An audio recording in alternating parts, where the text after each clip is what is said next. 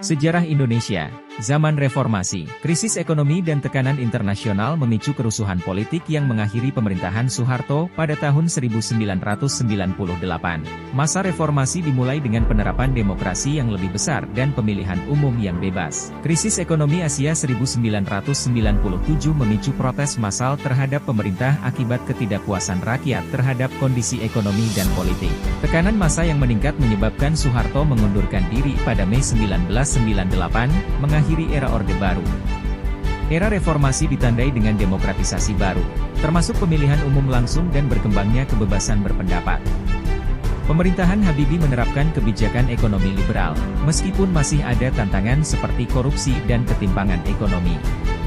Meskipun progres menuju demokratisasi, tantangan seperti korupsi dan ketimpangan masih ada, namun reformasi membawa perubahan penting dalam arah politik dan ekonomi Indonesia.